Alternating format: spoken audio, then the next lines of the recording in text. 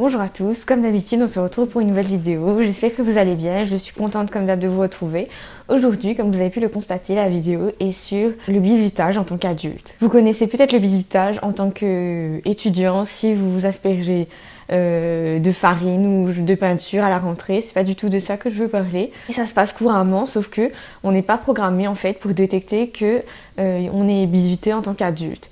C'est vrai que quand on est adolescent, c'est un peu plus évident parce que les gens font ça de manière assez visible, en fait, explicite.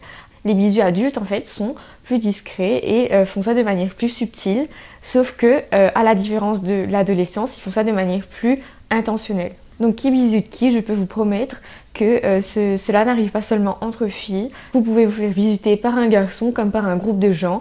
Donc des fois, cette personne, c'est votre patron ou votre patronne et là, les choses se gâtent. Ce qu'il faut savoir, c'est que les gens qui vous bisutent, en fait, ils le font parce qu'ils ont identifié à vous un côté qui fait que vous êtes vulnérable et que vous n'allez pas vous défendre. En gros, ils vont s'attaquer à celui qu'ils pensent être le plus faible ou celui qui pense être le plus vulnérable pour que celui-là ne se défende pas. Et si ça tombe sur vous, vous n'êtes pas très content, quelles sont les formes de bizutage? Premièrement, c'est l'ignorance. Donc déjà, si là où les personnes vous enlèvent un peu du groupe, s'il y a un silence quand vous rentrez dans une salle et que tout le monde arrête de parler, ou que du coup cette personne en fait va aussi affecter votre travail en oubliant de répondre à vos emails ou à vos appels, ou encore une fois qui va omettre certaines informations en oubliant de vous dire voilà, il y a tel événement qui se passe là, il faut que tu viennes, etc. Donc vous êtes à la fois enlevé des événements du travail et aussi des événements sociaux si c'est un groupe. Le deuxième signe que vous êtes peut-être bisu, c'est si on joue avec votre temps. Je m'explique. La personne qui veut vous bisuter aura envie en fait de compromettre votre travail, mais des fois tout simplement juste de vous agacer. Donc si vous avez besoin de lui, il rendra les trucs en retard, ou il sera en retard aux réunions, ou sinon il fera les trucs que vous lui avez demandé en dernier, et ça c'est vraiment problématique. La troisième chose, c'est s'il sabote vos projets ou vos idées. Donc par exemple en réunion de groupe, si systématiquement cette ou ces personnes vont dire ok non ton idée est mauvaise, on va pas la faire en fait. Donc c'est purement intentionnel et c'est pas très subtil des fois. Des fois, ce qui va plus loin, c'est si ces personnes ne vous donnent pas le mérite pour le travail que vous avez fait ou à l'inverse, s'attribuent le mérite pour les choses que vous avez faites à votre place. Il y a deux types de personnes qui vont vous embêter au travail.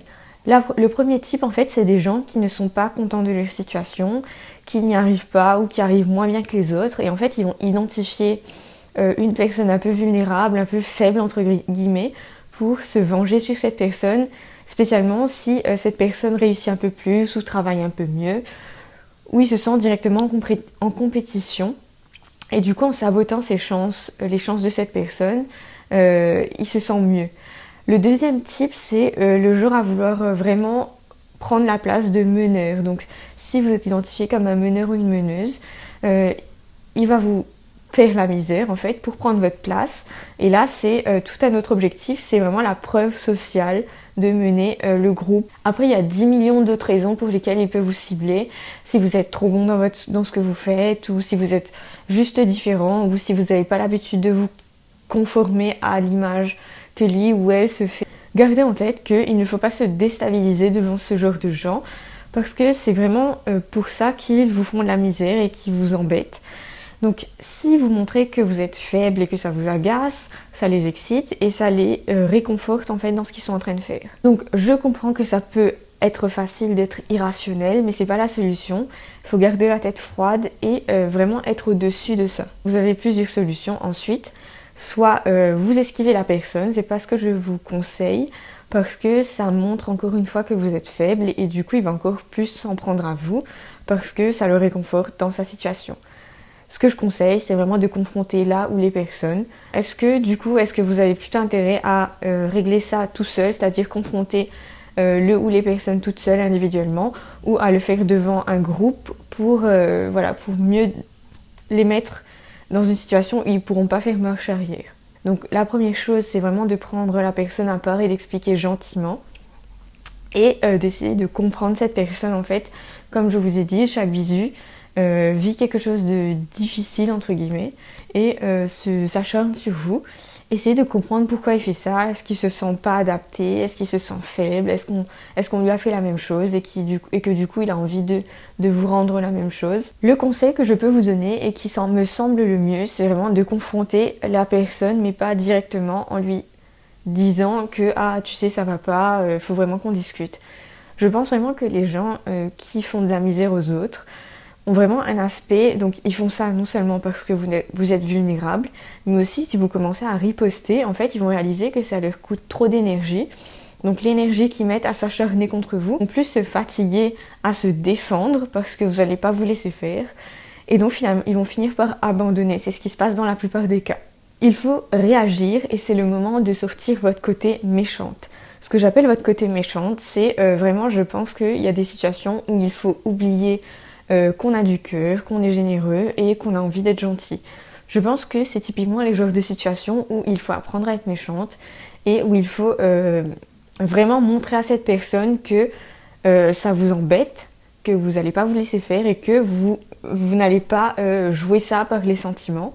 Donc vous n'allez pas avoir pitié de vous-même, vous n'allez pas vous apitoyer sur vous-même et surtout vous n'allez pas essayer de la comprendre plus que ça. Moi, je pense que c'est la façon qui fonctionne le plus. Ensuite, il y a un certain type d'argument qu'il faut sortir. En fait, plus vous allez l'attaquer sur des arguments personnels et plus vous allez perdre du terrain et vous allez perdre en fait l'avance que vous avez sur elle ou sur lui.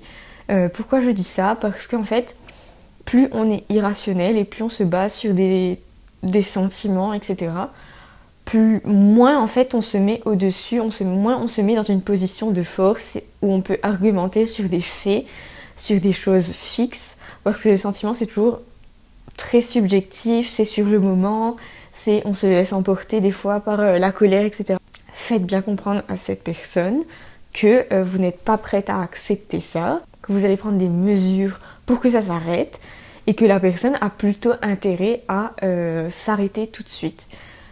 Je vous disais être méchante, pour moi ça veut aussi dire faire peur à la personne parce que je pense que normalement les gens vont pas vous laisser tranquille s'ils n'ont pas peur, s'ils réalisent pas que vous avez trop d'avance sur eux et que vous n'allez pas vous laisser marcher sur les pieds. Donc voilà, j'espère que cette vidéo vous aura inspiré. On a tous eu un moment où on a tous rencontré des gens avec qui on s'entendait moins bien et avec qui on se sentait mal à l'aise en fait d'être au travail parce qu'on se sentait exploité ou qui nous faisait des misères en fait, mais de manière subtile.